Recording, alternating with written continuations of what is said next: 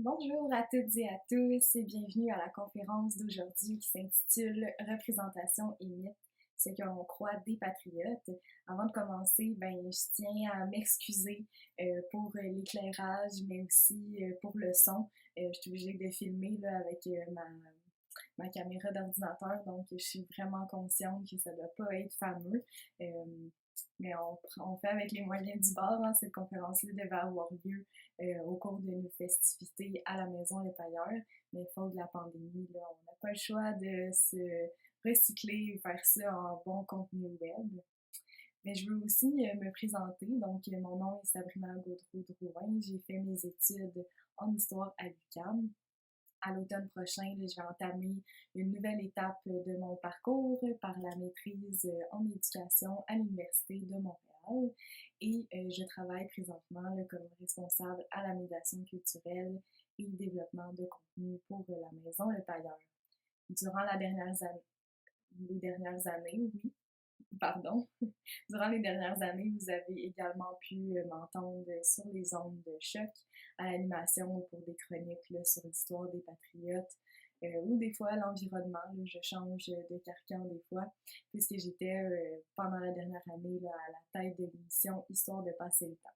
Donc, pour le tour d'horizon sur mon parcours, je vais m'arrêter ici puisqu'on n'a pas beaucoup de temps ensemble. Initialement, comme je le disais, cette conférence-là était d'une durée approximative d'une heure. Mais là, en format web, je pense qu'on va se contenter d'un 20 minutes. Donc, je vais essayer de faire ça top chrono. Parce qu'on veut quand même que vous profitiez de votre journée pour être à l'extérieur, pas trop collé sur vos écrans, mais juste assez pour voir passer tous nos contenus. Donc, je vais passer assez vite. Même, j'y toucherai pas beaucoup au contexte historique des rébellions. Je vais surtout me concentrer sur un seul mythe qui est ou impression, stéréotype, peu importe comment vous aimez les appeler. Pour être encore plus précise sur comment on crée et on perpétue un mythe au fil du temps pour le définir et le croire finalement comme une vérité. Rapidement pour la petite histoire, mais l'idée de cette conférence-là m'est venue alors que je passais dans les couloirs du deuxième étage du pavillon Hubert-Aquin à l'UQAM. Puis à la vue de mon ancienne association étudiante là, de baccalauréat, mais je me suis sentie un petit peu nostalgique. Je me disais, ah, le bac et la sauce, c'était le bon temps. Puis là, c'est là que j'ai vu que la porte était saccagée. Puis sur la porte, mais on pouvait lire, et là, je suis désolée de mon langage, fuck votre drapeau des patriotes avec un symbole anarchiste. Un peu plus d'une semaine plus tard, la porte fraîchement repeinte se refait attaquer. Et là, on voit des messages apparaître sur la porte comme antiféministes, terroristes et racistes qui accompagnent les reproches que l'on fait aux patriotes. La semaine avant, je m'étais dit, et pourtant, s'ils savaient que c'est pas vraiment le drapeau patriote qui est affiché dans l'association étudiante, c'est oui le tricolore.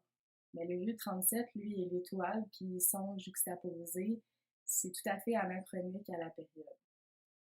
Le vieux a été dessiné par André Julien à la fin du 19e siècle, vers les années 1880.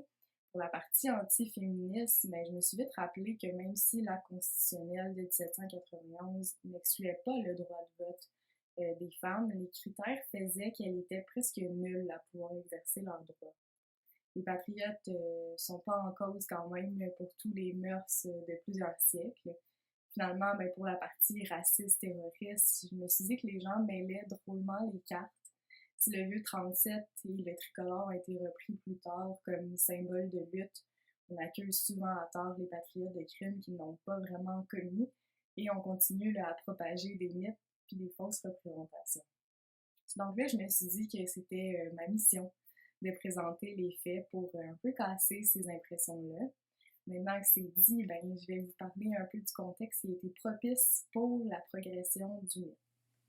D'abord, il faut savoir qu'il y a plusieurs facteurs qui participent à la déformation des faits historiques et des idées des acteurs d'antan.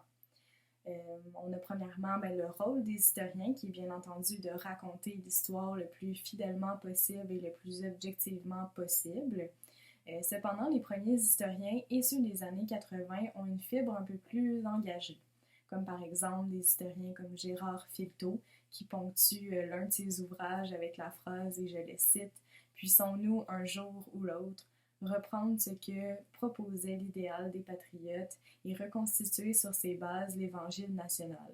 Les patriotes nous ont indiqué la voie, à nous, de parfaire l'œuvre que la fatalité leur a interdit de terminer, à nous d'accepter la leçon des patriotes. » Donc on voit quand même le niveau d'engagement. Ensuite, les acteurs sociaux et politiques peuvent aussi travestir la mémoire. En effet, marqués par les mouvements d'émancipation nationale et coloniale autour du globe, la Révolution tranquille va venir réveiller au Québec ces idéaux-là qui sont enfouis sous le duplessisme. Ces acteurs révolutionnaires-là vont alors penser se reconnaître dans un discours défendu un siècle auparavant. La conceptualisation de la figure du patriote dans le discours des révolutionnaires tranquilles va se faire à plusieurs niveaux, très imagé lorsqu'on parle par exemple du drapeau et très littéral dans les manifestes et les écrits. Lorsqu'ils explicitent les combats de leurs ancêtres et les ramènent à leur cause, les acteurs de la Révolution tranquille se basent d'abord et avant tout sur des idéaux précis. En attribuant aux patriotes un idéal nationaliste dans son manifeste de 1863, la FLQ va ponctuer la fin par « Patriotes du Québec aux armes, l'heure de la Révolution est arrivée, l'indépendance ou la mort ». Ainsi, on voit que la reprise du terme patriote va se poser ici comme un élément clé de notre interrogation, puis va nous amener à montrer la pertinence du rapprochement entre ces deux événements-là marquants de l'histoire du Québec. Si on se recentre dans des symboles plus physiques, plus visibles, on voit le drapeau de patriote dans plusieurs manifestations, que ce soit politiques, beaucoup dans des événements indépendantistes, à la Saint-Jean par exemple, ce qui va faire une différence dans l'idéalisation et la mystification, si on peut dire, des symboles patriotes. C'est certainement la manière dont le nationalisme va se développer après les rébellions pour atteindre cet apogée-là dans les années 60, où le nationalisme qui émerge tente de s'inscrire dans une tradition, mais dans une mémoire de lutte qui peut raccrocher l'identité québécoise à une réalité qui est déjà ancienne, déjà bien établie, et tout aussi, comme on peut dire, libérale, moderne et émancipatrice. En fait, c'est ce que l'on croit. Celle des patriotes que l'on considère au moment de la Révolution tranquille comme étant indépendantistes. Au moment où le sentiment d'appartenance au Québec s'éloigne de ces pierres angulaires qui étaient la religion, les réalités rurales, mais aussi les réalités conservatrices des années 1940 et 1950, on va voir une association des discours, et c'est ça que moi j'ai relevé entre les symboles patriotes des années 60 et les idées des patriotes dans la décennie 1830, pardon. Ce que j'ai utilisé, c'est principalement, mais pas exclusivement, le manifeste du MDPPQ, qui est le Mouvement pour la défense des prisonniers politiques du Québec de 1968, celui du FLQ, qui est le Front de libération du Québec de 1970, et finalement la Déclaration d'indépendance du Bas-Canada de 1838. J'ai utilisé également plusieurs autres ouvrages que je ne vais pas prendre le temps de mentionner, mais si vous voulez me poser la question, ça me fera plaisir d'y répondre. Si on revient au drapeau, c'est un drapeau, comme vous le savez probablement, j'ai pas d'image, puis au montage, je ne sais pas vraiment comment mettre un drapeau sur l'image. Je suis vraiment désolée, je ne suis pas si bonne en technologie. Mais c'est un drapeau qui est vert, blanc, rouge, donc le tricolore original, qui est devenu un symbole de la lutte indépendantiste. Il va être adopté comme drapeau patriote en 1832. Il est inspiré du tricolore français qui est lui-même issu de la Révolution française. Le drapeau patriote, lui, va présenter 3 bandes horizontales, soit verte, blanche et rouge. Le vert, ce qui symboliserait, c'est l'implication des Irlandais, surtout ceux qui sont chrétiens catholiques pour la plupart. Le blanc fait référence aux Canadiens français et le rouge, quant à lui, aux Canadiens anglais qui se sont joints au mouvement patriote parce qu'il faut le rappeler que les insurrections patriotes n'étaient pas dirigées contre les Canadiens anglais, mais bien contre la Grande-Bretagne comme la métropole coloniale. Le tricolore patriote va devenir le symbole le plus connu là, pour représenter la lutte. Mais il faut savoir que chaque ville, chaque village l'orne de symboles nés de la créativité de leurs paysans. On va mettre des branches d'érable ou un masquinongé dans certains cas. On va changer les couleurs. On va mettre un castor dépendamment soit de la bataille à laquelle elle va être affichée ou du village dans lequel on est. Cette coutume-là, d'y ajouter nos propres éléments pour se représenter va perdurer jusqu'aujourd'hui, il faut croire, parce que maintenant on peut l'apercevoir dans sa forme la plus populaire avec le vieux de 37. Donc c'est souvent confondu en fait comme étant le drapeau original. C'est ce symbole-là qui va représenter maintenant les patriotes au grand public, pas nécessairement le tricolore original. Ce changement-là va être dû comme je vous l'ai mentionné, à l'évolution du nationalisme au Québec, des rébellions à aujourd'hui, mais aussi des acteurs.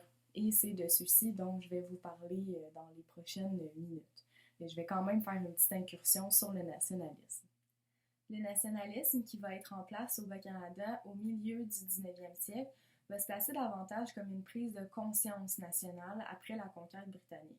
C'est avant tout là, la préservation d'une société d'ancien régime dont les valeurs étaient d'abord incarnées dans des institutions comme le régime seigneurial ou la coutume de Paris que se sont attachées les élites canadiennes.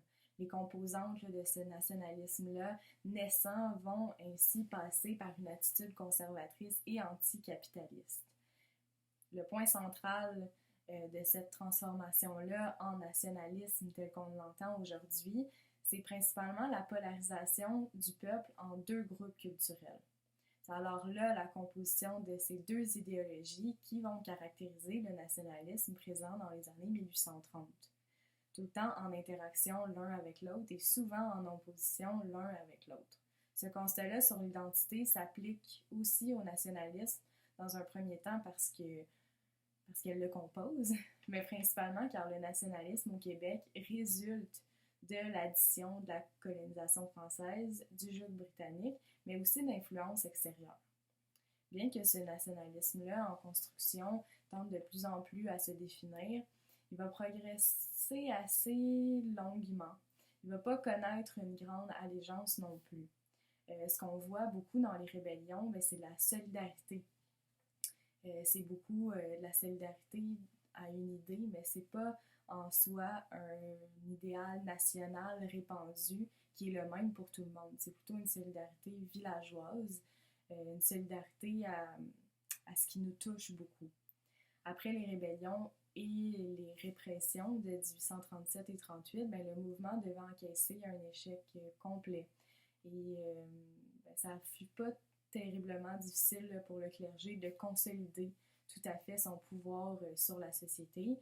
L'Église va se faire alors garante du nationalisme, notamment par des institutions éducatives, sociales, mais aussi culturelles, qui vont se proposer à tous les secteurs de la vie populaire.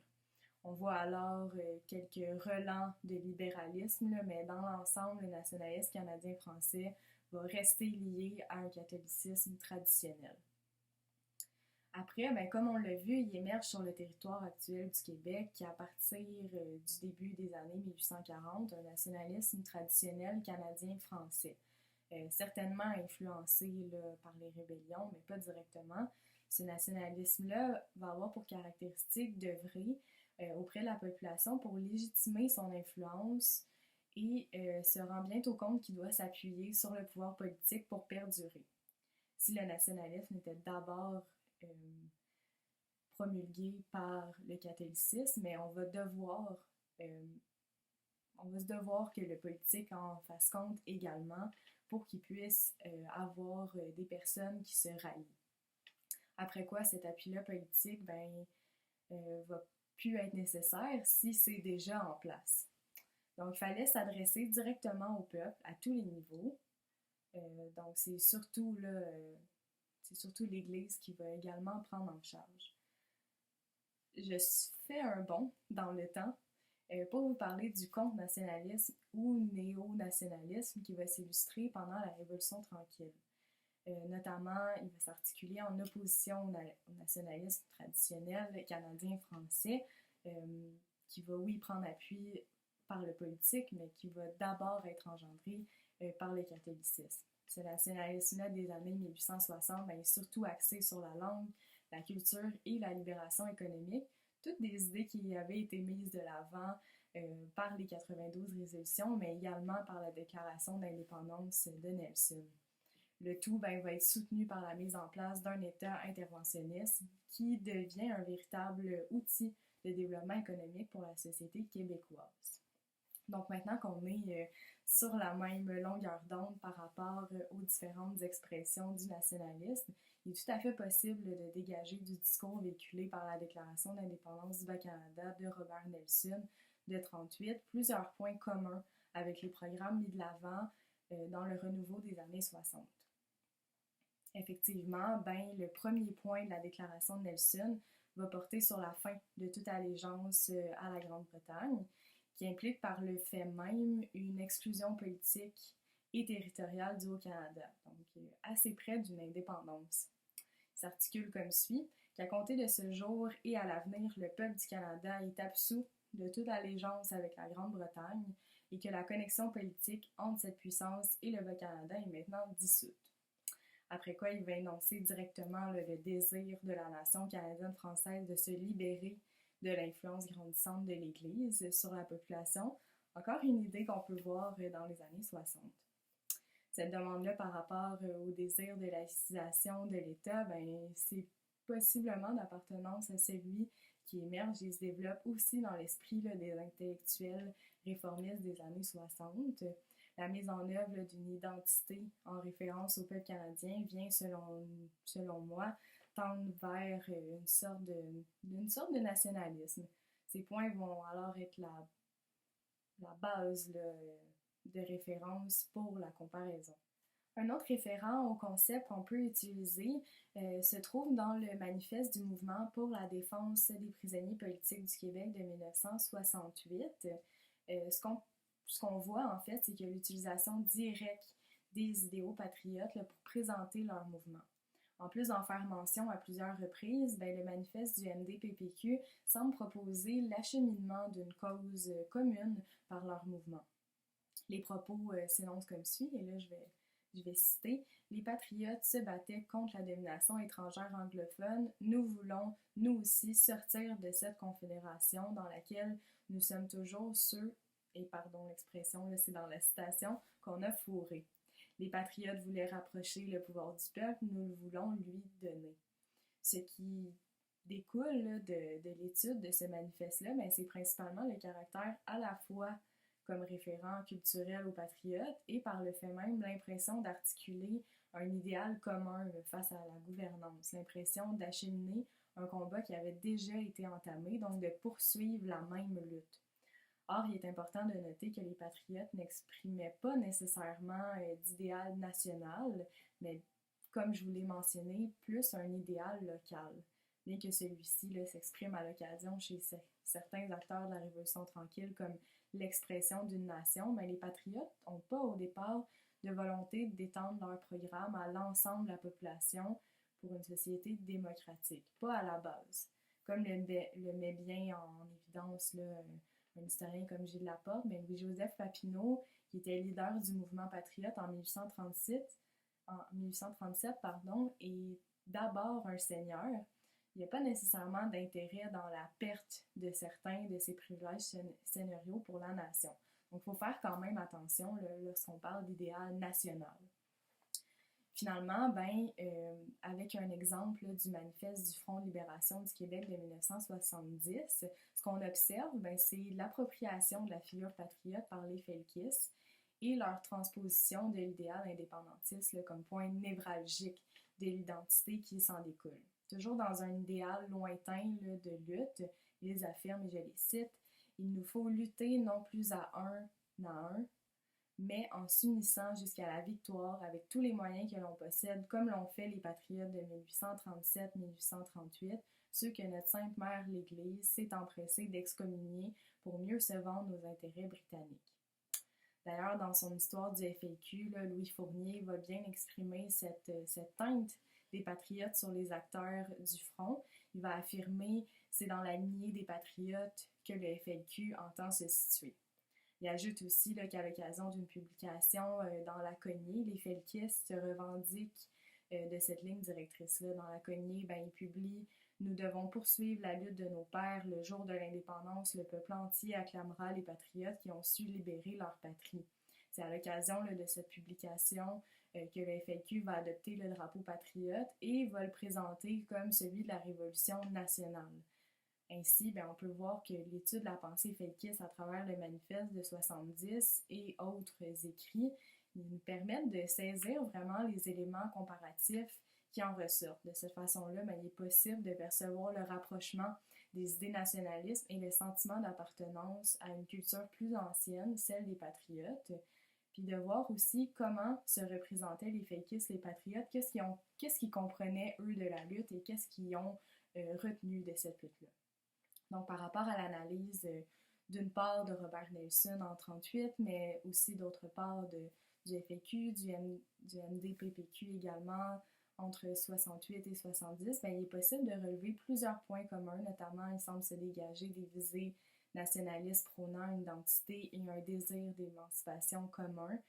Malgré ces points de similitude-là, il est quand même juste de s'interroger sur le fond de cette trame comparative-là. Puis c'est un peu ça que je voulais vous montrer dans l'optique où les felkistes et autres membres des différents groupes révolutionnaires utilisent la représentation combattante du patriote et l'inachèvement de leur combat pour mener le leur, à quel point on peut vraiment comparer les deux situations et se représenter une lutte qu'on n'a pas connue.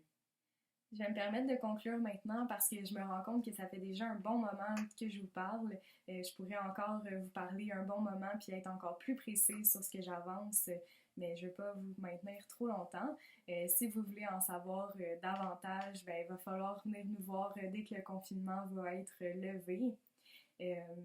Ce que je voulais vraiment faire avec cette conférence-ci, ou du moins cette vidéo-ci, c'est vraiment vous mettre la puce à l'oreille, qu'il ne faut pas croire tout ce que l'on entend. Si j'avais vraiment pas eu aucune idée de ce dont il était question et que j'avais passé devant la porte, sûrement que j'aurais lu ça puis j'aurais dit « Ah ouais, les patriotes étaient comme ça. » Fait que chaque fois que vous allez entendre ou voir peu importe quel stéréotype ou impression ou idée préconçue, essayez de faire vos propres recherches, d'aller au fond de l'histoire et d'en retirer soit des faits historiques ou l'impression d'une vérité qui s'accole un petit peu plus à ce que vous avez entendu ou vu. Faire votre propre tête, c'est toujours la meilleure idée.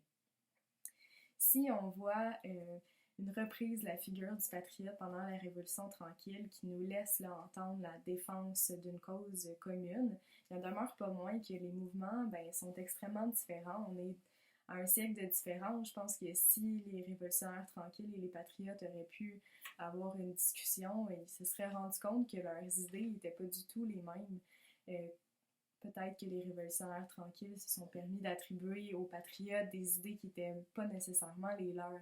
Quoi qu'il en soit, en se penchant sur le développement des différents nationalismes qui ont touché le territoire du Québec au milieu du 19e siècle, à la Révolution tranquille, il est possible de voir plusieurs distinctions et des fois quasi opposition là, dans les idéaux, dans la mesure où ils se relaient, les nationalismes ont en commun d'être influencés l'un par l'autre. Le nationalisme des années 1960 ne pourrait pas être aussi radical et progressiste s'il n'y avait pas eu le modèle clérico-nationalisme juste avant. Celui-ci a donc profité là, de la répression d'un mouvement libéral pour prendre forme. Ainsi, la relation qui est intrinsèque entre les différents nationalismes va s'illustrer également d'autres particularités québécoises qui présentent un intérêt d'analyse avec les patriotes qui ont fait la Révolution tranquille, c'est-à-dire les notions plus d'identité et de culture, mais je n'y ai pas attardé vraiment dans cet exposé-ci. Mais chacun des concepts liés qui vont évoluer au fil du temps, qui vont constamment être repris et mis au goût du jour, donc changer, altérer. Finalement, les discours nous ont fourni quand même plusieurs points comparatifs. par l'évocation du symbolisme des patriotes chez les acteurs de la Révolution tranquille, ben, on a pu constater que dans les faits, ben, ce sont des idéaux construits très différemment qui en ressortent. Bien des auteurs, là, vus dans mes recherches, ben, attribuent cette comparaison-là à l'histoire. Une histoire marquant l'imaginaire par son passé de lutte. Bien que les revendications le soient dans une formulation et pour des intérêts rapprochés, je pense qu'il faut quand même mettre une distance entre les deux mouvements et constater, oui, c'est certain qu'il y a un héritage et c'est bien tant mieux qu'on reprenne justement cet idéal-là pour s'illustrer pendant la Révolution tranquille. Puis il y a certainement une reprise de figures anciennes qui permet de légitimer nos actes. Donc on reprend une figure du passé pour rendre nos actions du présent plus glorieuses, plus légitimes, mais il ne faut pas mêler les cartes non plus. Donc, je vous remercie d'avoir pris le temps de regarder cette vidéo. Et si vous avez des questions, vous pouvez les poser en commentaire. Vous pouvez également le regarder sur la chaîne YouTube de la maison. Il y a plein de vidéos intéressantes. Et moi, je vous souhaite une excellente et belle journée nationale des Patriotes.